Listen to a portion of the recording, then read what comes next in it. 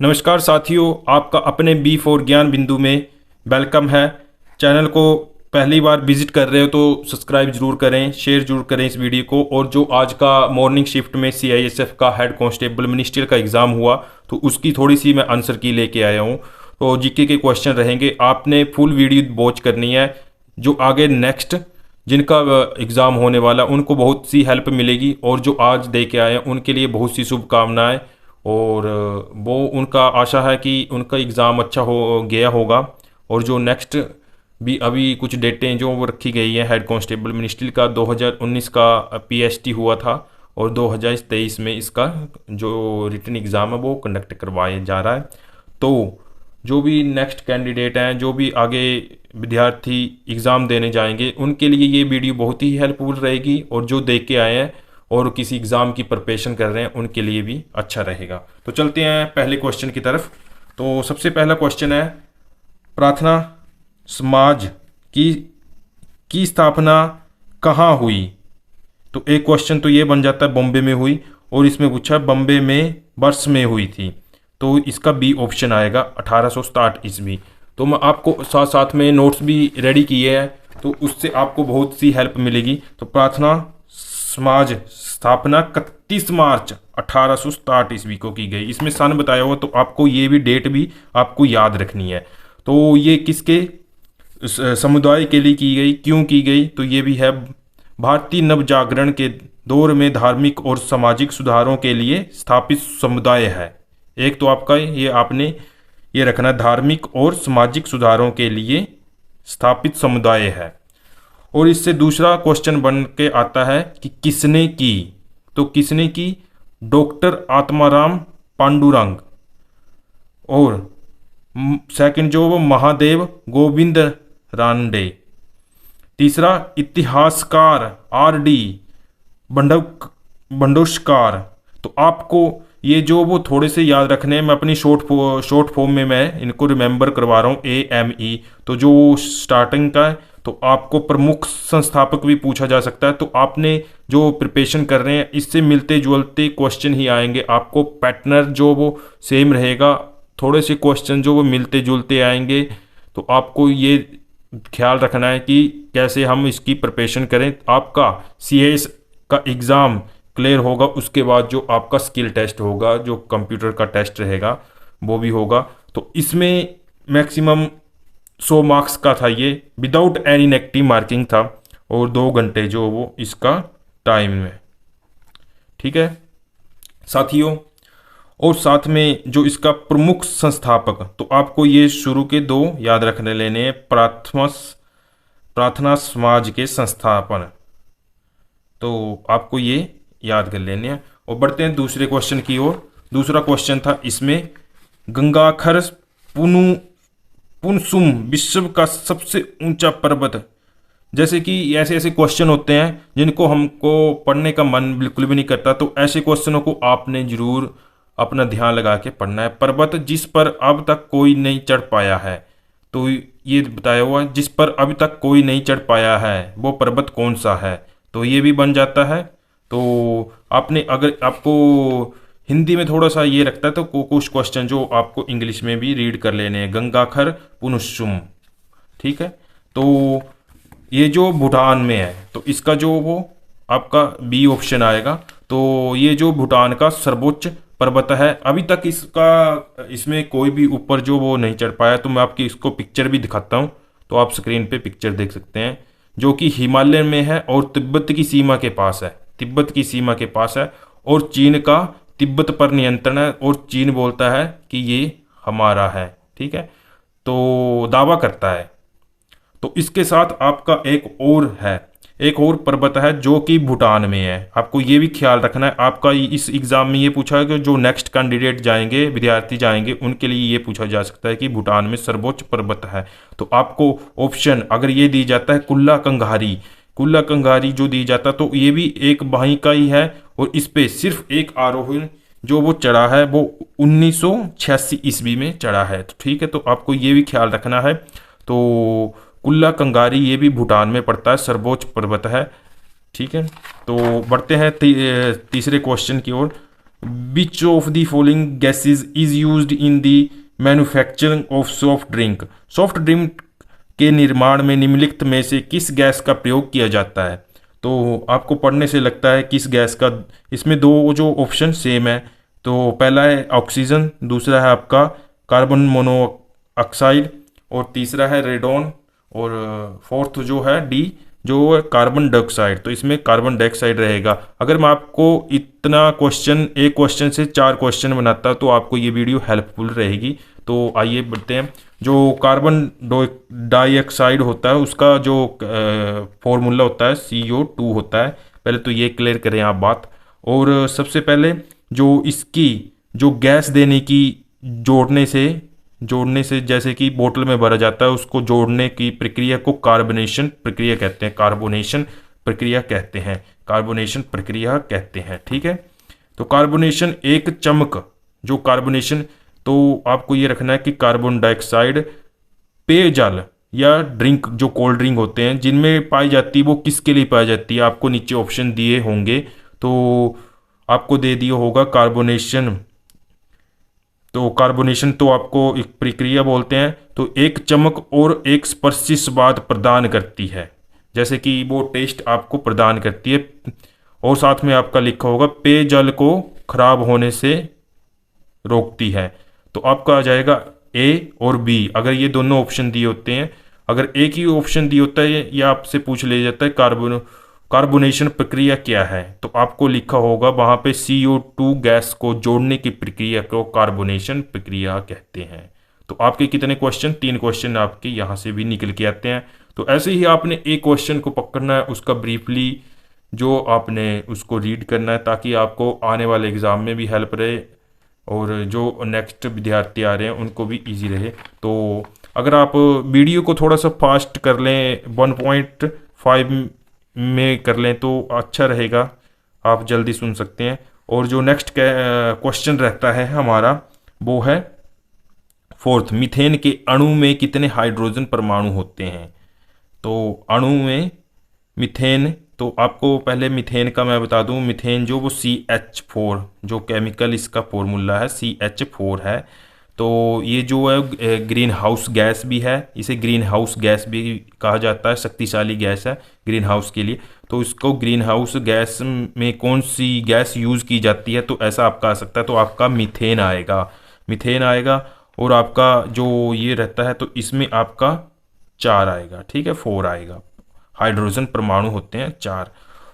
और next question है चौरी चौरा किस जिले में स्थित है। चौरी चौरा किस जिले में स्थित है, ठीक है। ये है हमारा, ये जो है ये यूपी में है, उत्तर प्रदेश में है। आपको ख्याल रखना है यहाँ पे उत्तर प्रदेश नहीं लिखा हुआ है, पर आपको कोई एग्ज़ाम आता है और पूछ लिया जाता है। आप जानते होंगे चौरी चौरा जो एक ये थी घटना हुई थी, तो वो भी ये इसी के, तो ये थी ब्रिटिश भारत में, ठीक है, ब्रिटिश भारत के टाइम हुई थी। तो आपसे पूछ लिया जाता है कि चौरी चौरा घटना कब हुई थी, तो आपको ख्याल रखना है 4 फरवरी 1922। 4 फरवरी 1922 को ये घटना हुई थी। और कहाँ हुई थी, ये हुई थी उत्तर प्रदेश। और उत्तर प्रदेश में जो एक जिला है गोरखपुर, गोरखपुर, आपको याद रखना है कि उत्तर प्रदेश में एक जिला है गोरखपुर, वहाँ हुई थी। देखो यहाँ पे पूछा गया है, सिंपल क्वेश्चन था, पूछा गया था कैंडिडेट गलत करके आए हैं। ये जो वो बहुत इंपॉर्टेंट क्वेश्चन है, चोरा चोरी की घटना से जो हुई पढ़ा पूरा पढ़ना आपने रीड करना है। तो इसमें था कि उत्तर प्रदेश में है। अगर सिंपल होता उत्तर प्रदेश तो अब तब तो सभी ठीक कर देते, पर उत्तर प्रदेश का जो एक डिस्ट्रिक्ट था गोरखपुर वहाँ था। ये भारतीय राज्य में यूपी में है। ये पूछ लेते हैं चोरी चोरी जो ये है ये किस राज्य में है, तो यूपी गोरखपुर। चोरी विद्रोह कब हुआ, ये क्वेश्चन, इसका आपने कमेंट करना है। तो साथियों आपको थोड़ा सा ये रहेगा, अगर आप खुद से भी गूगल पे जाके सर्च करोगे तो आपका जो माइंड पावर होगा वो आपका काम करेगा और आपको रिमेंबर लॉन्ग टाइम के लिए रहेगा। तो ये क्वेश्चन आपने कमेंट करना है, चोरी विद्रोह कब हुआ। देखो इसको चोरी चोरी विद्रोह भी कहा जाता है, चोरी विद्रोह भी कहा जाता है, चोरी चोरा भी कहा जाता है। तो ऐसे कुछ भी क्वेश्चन जो आपको आ सकता है, तो आपने ये कौन आंसर करना है कमेंट में जाके, चोरी विद्रोह कब हुआ। तो यही रहेगा। तो यही रहेगा 4 फरवरी 1922। बढ़ते हैं नेक्स्ट क्वेश्चन की ओर। निम्नलिखित में से किस प्रकाश की तरंगदैर्घ्य पीले रंग की तुलना में अधिक लंबी होती है? तो इसमें मैं आपको बता देता हूँ। तो इसका ऑप्शन रहेगा नारंगी। नारंगी जो प्रकाश के रंगों के क्रम को दृश्य, ठीक है, प्रकाश के जो रंग होते हैं उनके दृश्य को प्रकाश स्पेक्ट्रम कहा जाता है। अगर अब आपसे पूछ लिया जाता है प्रकाश स्पेक्ट्रम क्या है, तो आपने वहाँ पे आपको ऑप्शन आ सकता है प्रकाश के रंगों के क्रमों को दृश्य, मतलब उसको दिखाना, उसको प्रकाश स्पेक्ट्रम कहा जाता है, जिससे सबसे छोटी से सबसे लंबी तरंग दैर्घ्य तक व्यवस्थित किया जाता है। तो यहाँ से भी एक क्वेश्चन आपका एक्स्ट्रा एडिशनल ऐड हो जाता है। तो ऐसे ही आपको क्वेश्चन जो हमेशा रीड करने हैं। नेक्स्ट आता है 25 डिग्री सेल्सियस फ़ारेनहाइट स्केल पर कितने डिग्री के बराबर है? तो साथियों ये जो आपका क्वेश्चन है ये एक फॉर्मूला होता है, तो उसी से आपका ये सोल्व होएगा। तो ये जो फॉर्मूला है ये फॉर्मूला आपके नोट कर लेना है, नोट कर लेना है। ये फॉर्मूला रहेगा फ़ारेनहाइट, एफ जो वो फ़ारेनहाइट इस साइड रहेगा। अगर आपसे सेल्सियस में मांगा आंसर तो सेल्सियस ये जो आपका रहेगा फॉर्मूला रहेगा, आपका फॉर्मूला रहेगा, ठीक है, 9/5 इंटू सी क्या है आपका कैल्शियम, ठीक है आपका, तो सेल्सियम रहेगा। तो और ब्रैकेट प्लस 32। तो आपको इस तरह सॉल्व करना है। यहाँ पे आपने बताया हुआ था कि सेल्सियस जो वो मांगा हुआ है तो फ़ारेनहाइट जो आपने निकालना है, सेल्सियस दिया हुआ है, फ़ारेनहाइट जो आपने निकालना है। तो यहाँ पे एफ लिखा हुआ 9/5 इंटू सेल्सियस 25 प्लस 32, ये जो आपका और 45 बन गया, 45 प्लस 32 इक्वल टू 77। तो आपका फ़ारेनहाइट इस तरह निकल आएगा। आपने कुछ नहीं करना है, आपने ये फॉर्मूला याद रखना है, सिर्फ अपने याद रखना है। तो इससे आप जो वो सेल्सियस अगर आपके पास दिया होगा तो आपने यहाँ पे फिल कर देना है, फ़ारेनहाइट दिया होगा तो यहाँ पे फिल कर देना है, ठीक है। बढ़ते हैं नेक्स्ट क्वेश्चन। जो पटियाला, ठीक है, पटियाला बस के संस्थापक कौन थे? पटियाला बस के संस्थापक जो थे वो आला सिंह थे। तो इसका ए आंसर आ जाएगा, जो कि सिंधु जाट सिख सरदार थे आला सिंह। तो ये जो वो 1763 में इसका ये किए गया था, संस्थापक बने थे। बढ़ते हैं नेक्स्ट क्वेश्चन, जो आपका 9 क्वेश्चन रहेगा। एक वैश्विक अंतर्राष्ट्रीय संगठन है जो राष्ट्रों के बीच व्यापार के नियमों का निर्धारण करता है। तो आपका इसमें रहेगा विश्व व्यापारक संगठन, ये रहेगा। अब बाकी अपने सभी ऑप्शन पढ़ लेने, स्क्रीनशॉट निकाल लेना है, क्योंकि अगर मैं आपको पूरे क्वेश्चन बताता फिरूंगा तो ये जो वीडियो थोड़ी सी लेंथी हो जाएगी। तो आप जो भी लेते हैं तो इसको इंग्लिश में बोलते हैं WTO, वर्ल्ड ट्रेड ऑर्गेनाइजेशन। तो आपने कमेंट करना है कि इसका स्थापना कब हुई, क्योंकि आपको रिमेंबर रह जाएगा। चलो मैं आपको बता ही देता हूँ। इसकी जो संगठन है ये 164 सदस्यों देशों का प्रतिनिधित्व करता है। 164 देश जो इसके साथ जुड़े हुए हैं, ठीक है। तो इसकी स्थापना जो वो जनवरी 1, तो जनवरी पहला महीना आ गया और पहली तारीख आ गई 1928 में हुई, और 28 वर्ष जो इसको अभी तक हो गए, ठीक है, 28 वर्ष हो गए। और WTO जो वर्ल्ड ट्रेड ऑर्गेनाइजेशन है उसका मुख्यालय कहाँ है? देखो आपके 2-3 क्वेश्चन यहाँ इस क्वेश्चन से भी निकल के आते हैं। WTO का मुख्यालय कहाँ है? जिनेवा, हम बोलते हैं स्विट्ज़रलैंड, स्विट्ज़रलैंड या स्विट्ज़रलैंड होता है। लिखने में और पढ़ने में आप थोड़ा सा ध्यान दिया करो, इसमें आपका फ़ायदा रहेगा साथियों। तो साथ में आप बात करते हैं कि WTO जो है वो इस चीज़ का किस चीज़ का काम करता है। तो आपको ये भी ख्याल रखना है, अंतर्राष्ट्रीय संगठन को जोड़ता है, व्यापार के नियम को धारण करता है। और जो WTO है इसमें 164 सदस्य जुड़े हुए हैं, और आपने स्थापना 1 जनवरी 1995 को हुई, और 28 वर्ष जो वो अभी हो गए। और मुख्यालय कहाँ है? तो जिनेवा, स्विट्ज़रलैंड। बढ़ते हैं नेक्स्ट क्वेश्चन की ओर। भारत एकमात्र सक्रिय ज्वालामुखी में स्थित है।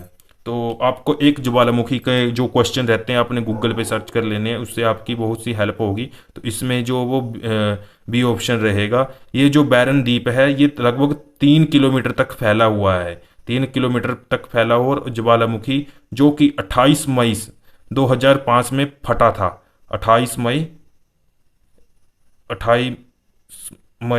2005 में फटा हुआ था, जो कि इससे अभी भी लावा निकल रहा है। तो ये जो वो एक्टिव एक्टिव ये देखो सक्रिय, आपने दोनों तरफ जो वो क्वेश्चन को रीड कर लेना है। कई बार होता है हिंदी में समझ नहीं आता और इंग्लिश में आ जाता है, कई बार इंग्लिश में समझ नहीं आता और हिंदी में आ जाता है।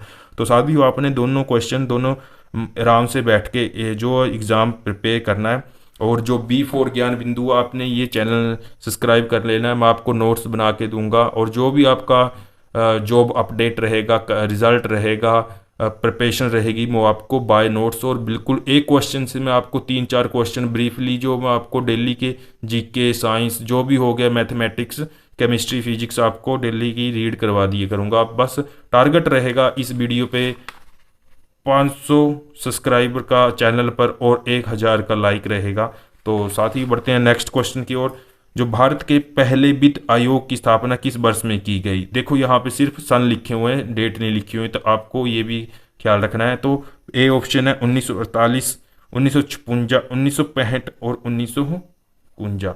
तो यहाँ से ऑप्शन डी हो जाएगा आपका। 22 नवंबर 1951, 1951 में जो है स्थापना हुई थी।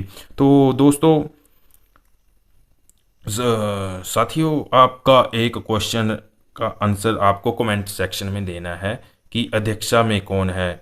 इसके अध्यक्ष कौन थे? जो 1951 में जब इसकी स्थापना हुई तब अध्यक्ष कौन थे, मैंने ये हाइड किया गया, आपने सर्च करना है गूगल पे ताकि आपको ख्याल रहे। और इसकी जो ये है हेडक्वार्टर जो वो दिल्ली में है, न्यू दिल्ली में है। ठीक है, बढ़ते हैं नेक्स्ट क्वेश्चन।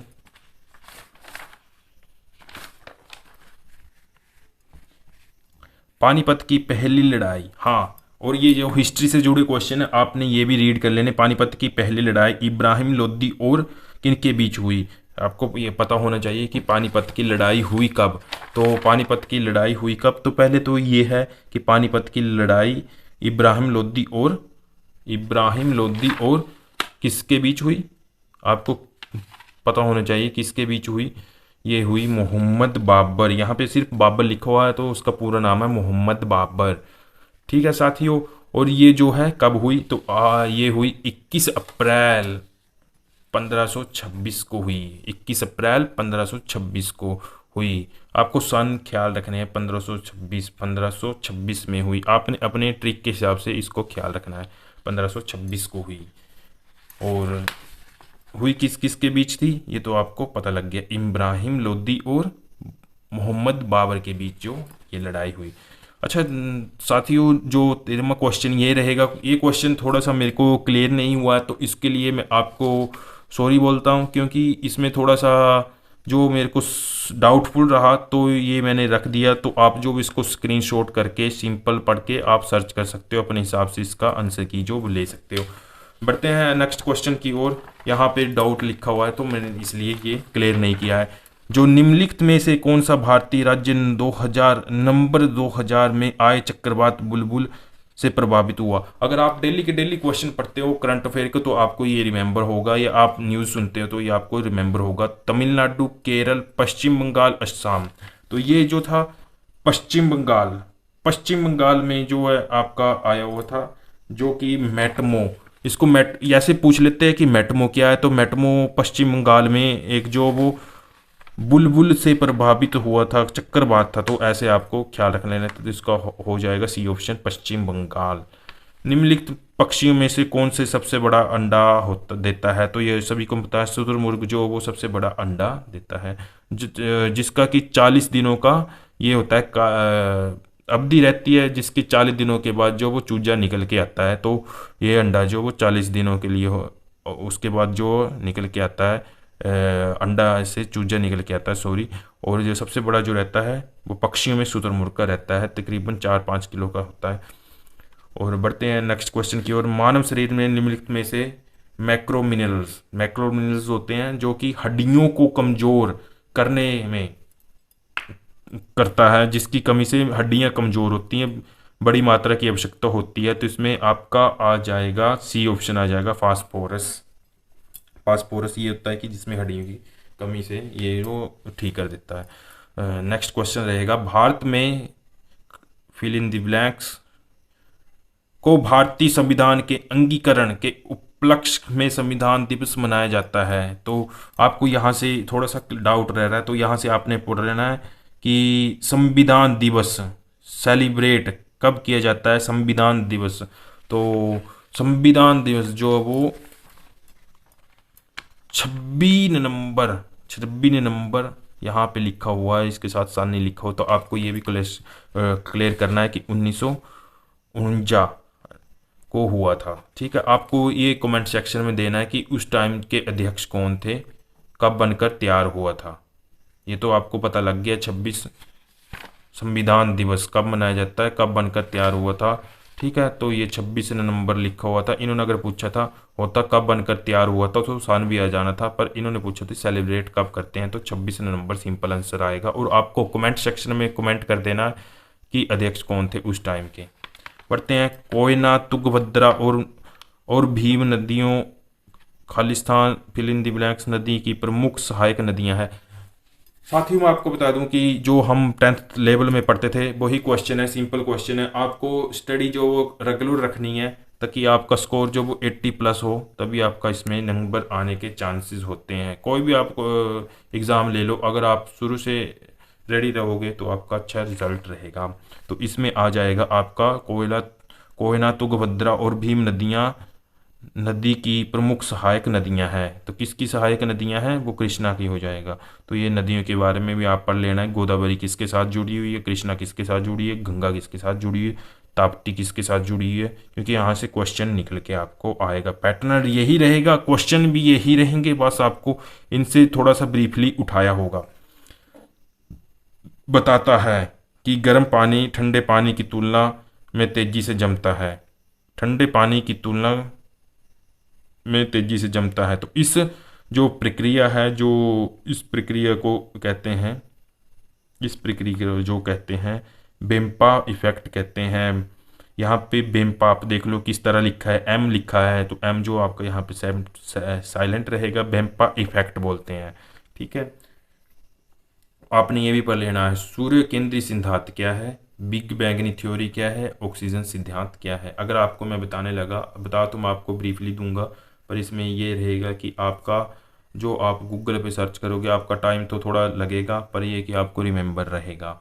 बढ़ते हैं नेक्स्ट क्वेश्चन की ओर। जंगलों में विकासकाय पांडा अब केवल में पाए जाते हैं। यहाँ पे पढ़ लेते हैं घेंट पांडास। तो आप पढ़ सकते हैं विशालकाय पांडा। पांडे कहाँ पाए जाते हैं सबसे ज़्यादा, आपको सिंपल यहाँ पे चीन के जंगलों में ये पाए जाते हैं। बढ़ते हैं नेक्स्ट क्वेश्चन की ओर।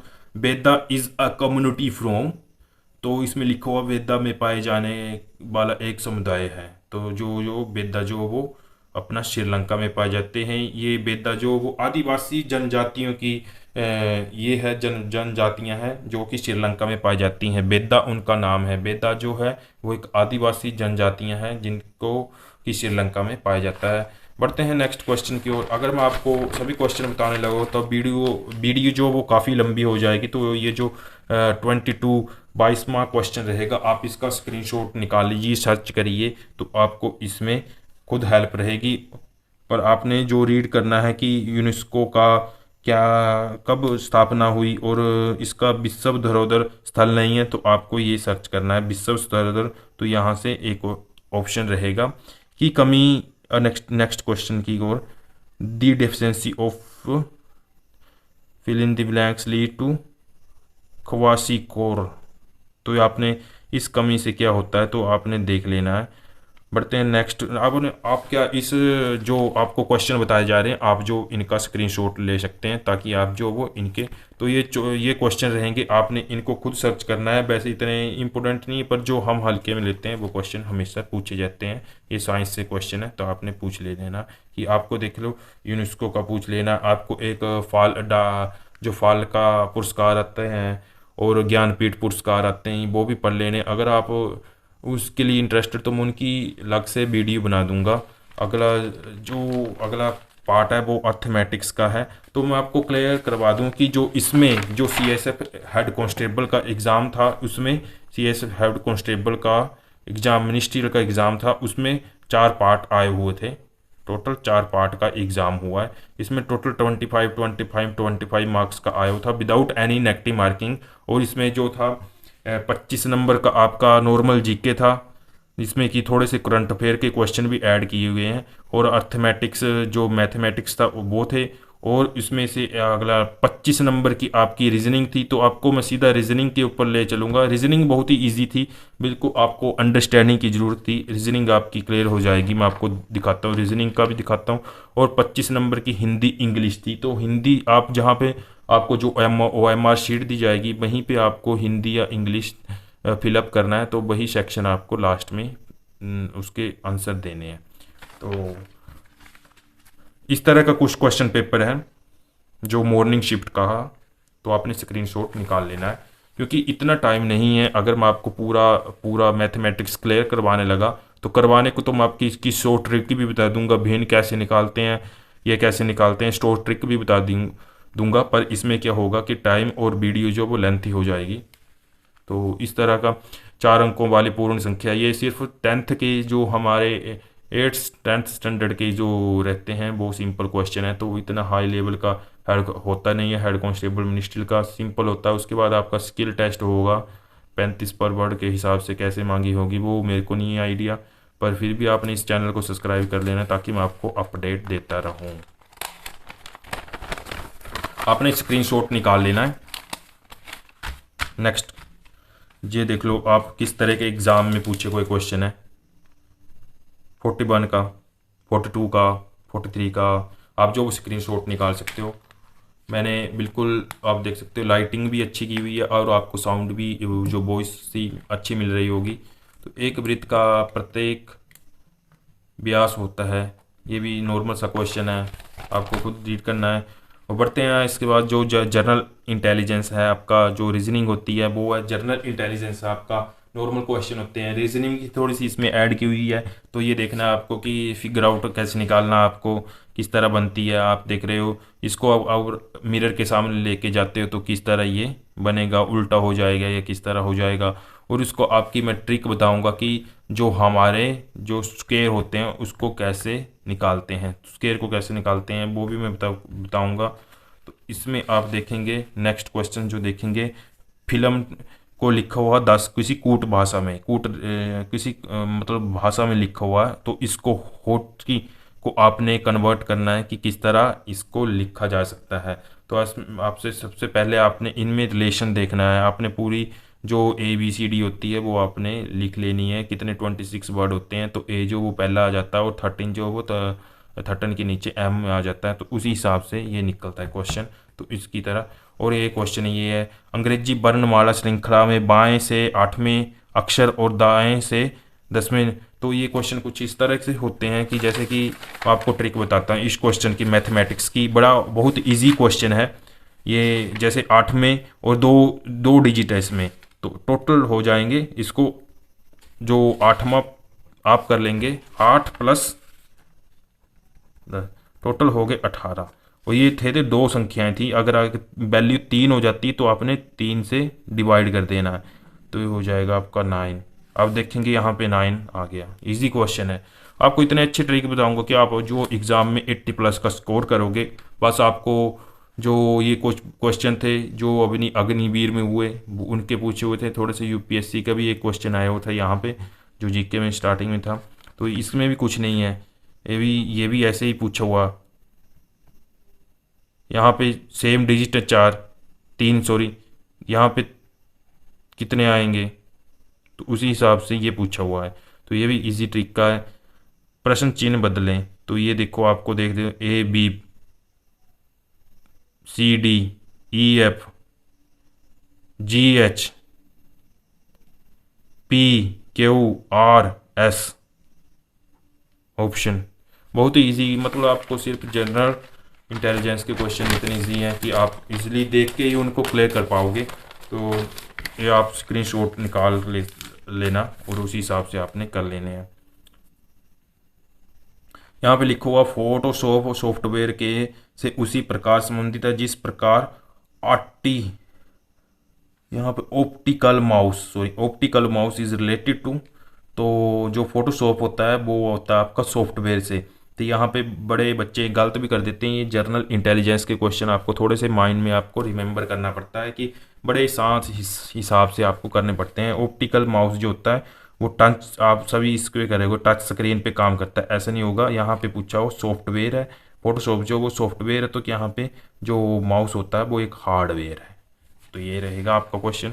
और इसी तरह जो वो क्वेश्चन रहेंगे, ये नीचे आप कुछ क्वेश्चन रहेंगे, जैसे कि इसी क्वेश्चन को ले लेते हैं। सिंपल सा क्वेश्चन होगा, देखना आपने विकल्पों को आकृति का चयन करें। तो ये है, पहले ये है नीचे के लिए और फिर उल्टा यू बना दिया हुआ, फिर इसी को देख के ये जो वो आकृति बनाई हुई है, यहाँ से ये चीज़ यहाँ पे आ गई है यू, और ये जो आपका डंडा ये साथ में आ गया, तो यहाँ से उल्टा कर दिया यू। ये जो है आपका, सॉरी थोड़ी बोलने में मिस्टेक होगी, ये जो है आपका, तो ये यहाँ से नीचे डाउन डाउन तरफ था और यहाँ को अप कर दिया हुआ। तो यहाँ पे आपने ये सर्कल, ये चीज़ देखनी, यहाँ पे डंडा है, यहाँ पे ये कर दिया है, तो ये जो है यहाँ को कर दिया है। तो नेक्स्ट में ये ऐसे हो जाएगा और यू बन जाएगा, यू के नेक्स्ट तो और साथ में डंडा आ जाएगा। तो आपका डी ऑप्शन रहेगा। मतलब आपको जनरल इंटेलिजेंस के आपको खुद से थोड़ा सा ये करना है, उसी हिसाब से आपको देखने हैं। तो ये भी इजी है, इसका भी ये सिंपल सा क्वेश्चन है, ये हो जाएगा, बी हो जाएगा, आपने पढ़ लेना है। मैंने थोड़ा सा देखा हुआ था। तो माइट को तो किसी भाषा में ये लिखा हुआ है, तो अर्थ को आपने देखना है MIGHT माइट, इसका सेम वर्डिंग है। तो एम को इन्होंने ले गए 3 से स्थान में, यानी इनको एम को रिप्लेस किया है। यहाँ पे लिखा हुआ है जी स्टार्टिंग में, मतलब यहाँ पे तीसरे को ले गए हैं पहले पर, तीसरे को पहले पर। ई यहाँ पे आर आ जाएगा तीसरे को। इसी हिसाब से आपने नेक्स्ट बढ़ते जाना है। थोड़ी सी जनरल इंटेलिजेंस रहेगी, आपको थोड़ा सा ख्याल रखना है। तो अगला ये नॉर्मल रीजनिंग का क्वेश्चन है आपका, यहाँ पे देख लेना। निम्नलिखित शब्दों को तरकीब, मतलब आपका इसमें दिखना है कि लॉजिक और मीनिंगफुल ऑर्डर क्या है। तो परामर्श पहला ऑप्शन, दूसरा दिया हो बीमारी चिकित्सक, और तीसरा जो फोर्थ है आपका दिया हुआ इलाज, और फिफ्थ जो है स्वास्थ्य लाभ। तो इसमें आपने देखना है कि किसके साथ कैसा रिलेशन, मतलब किस तरह बनती है। तो आपने ये लिखा हुआ है। तो इसमें आप देखेंगे कि पहले हम जो वो परामर्श करते हैं कि बीमारी है, बीमारी पहले तो यहाँ पे आएगा आपका बीमारी, बंदे को बीमारी लगती है, उसके बाद जो बंदा परामर्श करता है या फिर डॉक्टर को करता है, उसी हिसाब से यहाँ पे आपका ऑप्शन ए सही रहेगा, क्योंकि ऑप्शन बीमारी लगती है, तीसरा चिकित्सा डॉक्टर से फर्स्ट कंसल्ट करता है, फोर्थ इलाज करता है, फिफ्थ ये। और यहाँ पे ये दोनों सेम, मतलब जो 4 ऑप्शन होते हैं आपको, मतलब उनमें से 2 ऐसे होते हैं बिल्कुल सेम होते हैं और 2 जो ऐसे अलग से होते हैं। तो वो भी एक ट्रिक होता है कि आपने 2 जो सेम देखने, उन नहीं आता तो वो भी अपने कर देना। तो ये क्वेश्चन रहेगा। थोड़ा सा रीजनिंग का आपने देखना है कि किसी तरह बनता है। तो आप इसको मल्टीप्लाई करोगे तो ये आएगा, इसको मल्टीप्लाई करोगे तो ये आएगा, इसको मल्टीप्लाई करोगे तो अगला नेक्स्ट आएगा आपका क्या बनता है। तो उसी हिसाब से इसका आंसर आ जाएगा। सिंपल से आपके अंडरस्टैंडिंग वाले क्वेश्चन है। ये देखो, इसमें सीधा देखेंगे कैंडिडेट देखेंगे, विद्यार्थी देखेंगे 9 × 5 × 2, तो इसमें कैसे निकला। आपको सिंपल है, जो 5 है, 5 यहाँ से आपको फर्स्ट नंबर पे रख दिया हुआ, सेकंड नंबर पे 2 रख दिया हुआ, लास्ट में जो इन्हें 9 रख दिया हुआ। इसी तरह आपने ये देखना है फर्स्ट पे 2 पे, तो इसी तरह आपका अगला आ जाएगा 9 आ जाएंगे, 9 8 9 8 3। तो इसी तरह आपने ये 2 ऑप्शन देखना है और आपका बी ऑप्शन आ जाएगा। आपने स्क्रीनशॉट निकाल लेने हैं अगर आपको ये बताने लगा। नेक्स्ट क्वेश्चन आपका ये इंग्लिश है। इंग्लिश का कुछ इस तरह सा एग्ज़ाम था, तो आपने जो वो स्क्रीनशॉट निकाल लेना है। इनको आपको रीड करके नहीं बताऊंगा क्योंकि वीडियो जो वो काफ़ी लंबी हो जाएगी। तो जो अभी जिनका एग्ज़ाम होना है वो चैनल के साथ जुड़ जाएं, और जो का हो गया है तो वो नेक्स्ट अपडेट या किसी भी एग्ज़ाम के फॉर्म फिलअप करते हैं तो वो नीचे कमेंट कर दें कि सर ऐसी हमारे को अगले नेक्स्ट पेपर की एग्ज़ाम की प्रिपरेशन करनी है, आप थोड़ी सी हेल्प कर दो। तो उसमें क्या होता है कि मैं भी अपनी जॉब करता हूँ, प्राइवेट जॉब करता हूँ, तो उसी से आपकी साथ में आपकी प्रिपरेशन हो जाती है और मेरा भी, मैं आपको थोड़ी सी हेल्प हो जाएगी।